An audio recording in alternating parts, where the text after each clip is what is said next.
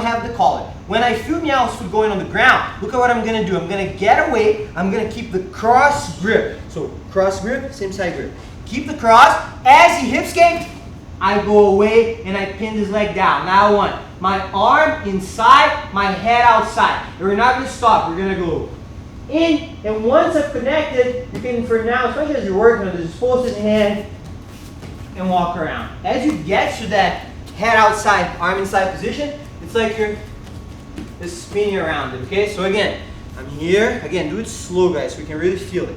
Bah, boom, grab, posture. I drag, lower, stop. He steps. When I feel, take a step back, pin his leg down. He would want to do what? Step over to step on me, push me away. I try to duck underneath, go on his hip. Ear on one side, arm on the other side. You could pass with these fans, but just to make your guys' life easier for now to practice, use his hand on the ground just to go around. Okay, so again, guys, trying to press, right? Like I need to be able to stay low, fight for the territory, the space I need, without really giving him room, right? So again, you guys doing this very well, hugging around the hip, walking around, coming back. Again, make sure the knee's firm on the ground going forward. But look at my outside leg. Right now, it doesn't feel hard because no matter how much to the side my leg is, he's not resistant, so it's gonna be easy for me to hug, right? But here, you guys gotta remember, he's gonna be trying to press and close his knees together. It's better for him to try to close his knee together and at least have this frame than be so spread apart. So I'm doing two things.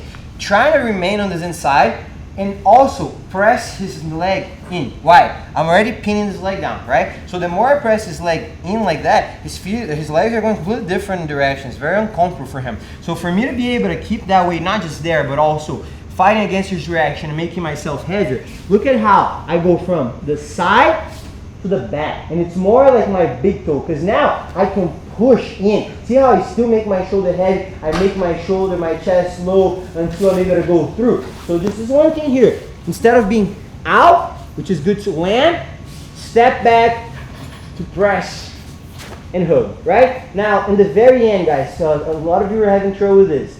I need to make two things. My right leg as light as possible, my left shoulder as heavy as possible. So look at how I'm already pushing and driving, right? My knee flares until it goes below his knee line, but that's it. I want to go here. Once you go here, your knee's like, what, 3 o'clock? It's too far. I'm too low. My butt's too heavy. I got to make sure I just go past the knee. Now look how much my heel wides and how much that twists me into this side.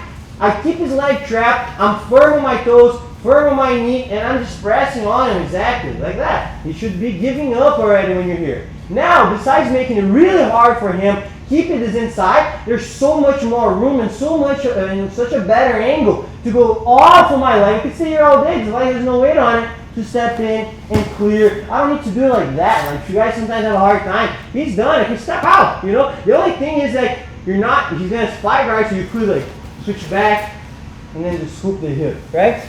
But try to get that angle better, because once you start getting that tripod to the side, it's going to be a lot harder for him to defend, a lot easier for you guys to finish. So try to work on that. But also now we're going to work on the losing reactions, right? So the whole goal after we get here is to stay firm on the inside, pushing so we don't run into the frame, right?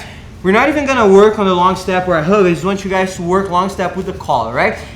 You guys can kind of tell. You're going to feel the knee and you're going to feel that you're losing this battle. So one thing I want you to focus the most on right now is controlling that top leg. So I'm just going to switch from the bell to the top leg. But remember, if I long step like this, maybe it could get me somewhere off of the scramble, but I'm not really threatening him in any way, right? Try to long step over the shoulder, flaring your elbows. So how do I do that? I was fighting, he runs with the frame in, I grab the hover part, guys. Now, make sure that you don't hover and send yourself too far either. See how my head is completely disconnected?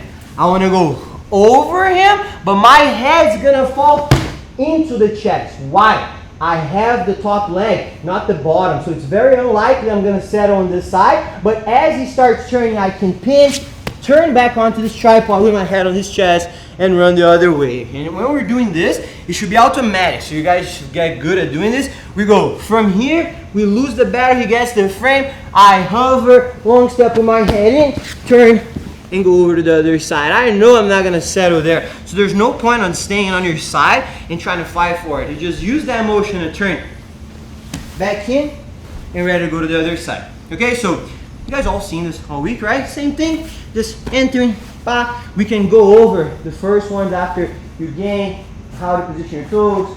The knee twist is something so important, guys, because any other position where you're using shoulder pressure, you could use this, but also more on failing. So try not to fail like this. Go.